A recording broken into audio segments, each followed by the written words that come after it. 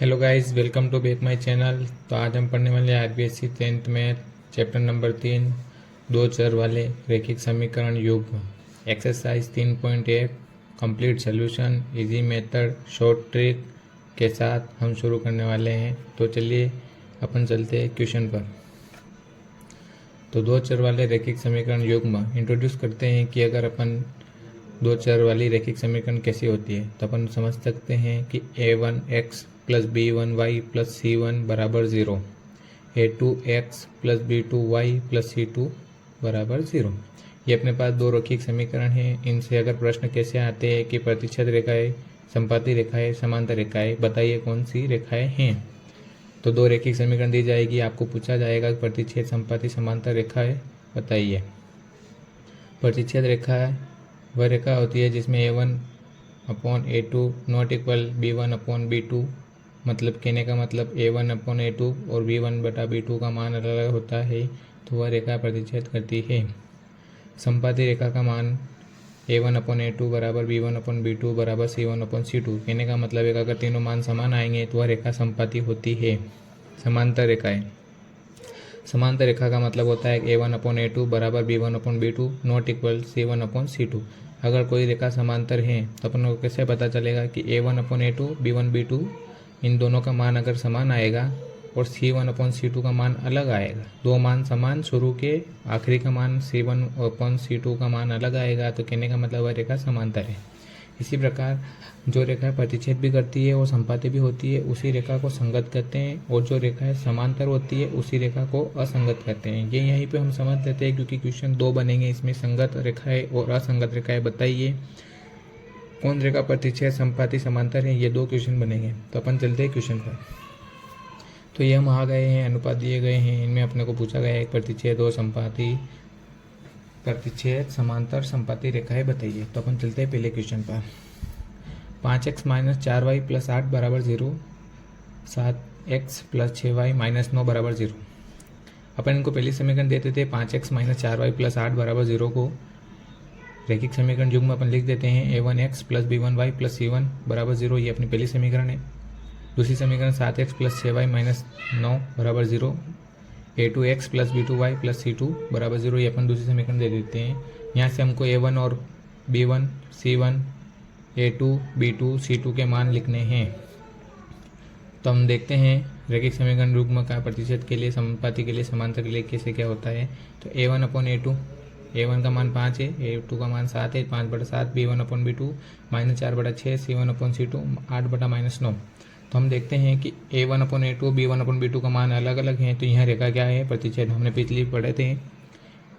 पीछे हमने पढ़ा था कि प्रतिच्छेद का सूत्र क्या होता है कि दोनों मान, शुरू के दोनों मान अलग अलग आ जाते हैं ए और बी के, तो वह रेखा क्या करती है, प्रतिच्छेद। तो चलिए सेकंड क्वेश्चन पर। 9x प्लस 3y प्लस 12 बराबर 0, 8x प्लस 6y प्लस 24 बराबर 0। 9x plus 3y plus 12, equation number 1 दे देते हैं, समीकरण number 1 a1x plus b1y plus c1।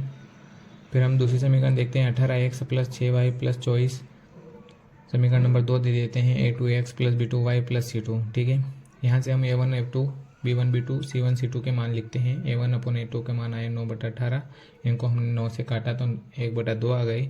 b1/b2 3/6 मान है, हमने ये पहली समीकरण दूसरी समीकरण से लिखा है, इनको हमने फिर वापस 3 से पाटे से काटा है तो 1/2 आ गए। c1/c2 बराबर c का मान 12 है, c2 का मान 24 है, 12/24 हमने 2 के पाटे से काटा है तो 1/2। तो कहने का मतलब a1/a2 बराबर b1/b2 बराबर c1/c2। अतः यह रेखा संपाती है क्योंकि यहाँ पे तीनों मान समान है, a b c के मान समान है, इसलिए यह रेखा संपाती है। चलिए हम आते हैं थर्ड क्वेश्चन पर, जिससे पूछा गया है कि संगत और संगत बताइए। पहला क्वेश्चन 3x प्लस 2y बराबर 5, दूसरा है 2x माइनस 3y बराबर 7। पहले हम इनको रैखिक समीकरण युग्म के रूप में लिखेंगे। तो इन 5 को बराबर से इधर लेके आएंगे तो 0 हो जाएगा, 7 को इधर लेके आएंगे तो इधर भी 0 हो जाएगा। तो 3x प्लस 2y बराबर 5 है, 5 को इधर लेके आए तो वो प्लस के थे, बराबर से इधर आए तो माइनस के हो गए। तो 3x प्लस 2y माइनस 5 बराबर 0। फिर यहाँ पे हम लिखेंगे 2x माइनस 3y बराबर 7 है। 7 को इधर लेके आएंगे, माइनस के हो जाएंगे। 2x माइनस 3y माइनस 7 बराबर 0। ये अपने पास पहली समीकरण और दूसरी समीकरण आ गई है। यहाँ से हम a1x b1y प्लस c1 के मान लिखेंगे, a2x plus b2y plus c2 के मान लिखेंगे। तो चलिए a1 बटा a2 का मान हमने लिखा, a1 का मान 3 है, a2 का मान 2 है, तो 3 बटा 2 लिखा। फिर b1 बटा b2, b का मान हमने लिखा यहाँ से 2 और माइनस 3, 2 बटा माइनस 3। c1 बटा c2 बराबर, इसका मान हमने लिखा -5 बटा -7, माइनस से माइनस कर दिया 5 बटा 7। तो कहने का मतलब मान है कि 3 बटा 2 और 2 बटा 3 शुरू के दोनों मान अलग अलग आ गए हैं। तो यहाँ रैखिक समीकरण युग्म संगत है, क्योंकि जो रेखा प्रतिच्छेद भी होती है, संपाति भी होती है, तो वही रेखा संगत भी कहलाती है। ठीक है, तो चलिए दूसरा क्वेश्चन, 2x माइनस 3y बराबर 8, 4x माइनस 6y बराबर 9। तो चलिए पहले हम इनको भी सही रैखिक युग्म के रूप में लिख लेते हैं। तो हमने 8 बराबर से उधर थे, तो बराबर में 0 लाने के लिए हमने 8 को इधर लेके आए, तो माइनस के हो गए। उसी प्रकार हम दूसरी समीकरण में 9 है बराबर के उधर, 9 को इधर लेके आएंगे तो माइनस के हो गए, बराबर में 0 आ गए। यहाँ से हम a1 b1 c1 के मान आ गए। फिर यहाँ से a2 b2 के मान भी अपने पास आ चुके हैं। तो बस हम कुछ नहीं करना है, a1 अपॉन a2 b1 बटा b2 c1 बटा c2 के मान लिखने हैं। a1 का मान 2 है, a2 का मान 4 है, इन 2 के पड़े से काटेंगे तो 1 बटा 2 आएगा। b1 बटा b2 बराबर -3 बटा -6, b1 का मान -3, b2 का मान -6, माइनस से माइनस कर दिया, 3 एकम 3, 3 6, 2 बार काट दिया हमने, 1 बटा 2। c1 बटा c2 का मान -8 बटा -9 है, माइनस से माइनस कट जाएगा तो 8 बटा 9 आ जाएगा। अतः a1 अपॉन a2 बराबर b1 upon b2 not equal c1 बटा c2। मतलब दो मान शुरू के समान है, आखिरी का c वाला मान अलग अलग है। तो कहने का मतलब यह रैखिक समीकरण असंगत हल है, क्योंकि जो रेखाएं समांतर होती है वही रैखिक समीकरण असंगत हल भी होती है। चलिए हम चलते हैं थर्ड क्वेश्चन पर।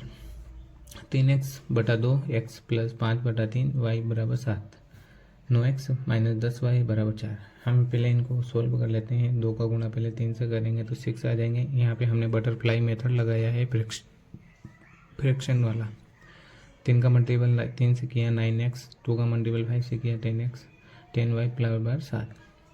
तो कहने का मतलब 9x प्लस 10y बराबर 42, क्योंकि 6 का मल्टीपल हमने यहाँ से किया 46 आ गया। हाँ, यह हमारे पास समीकरण आ गई है। फिर हम यहाँ से दूसरी समीकरण लिख लेते हैं, 9x माइनस 10y बराबर 14।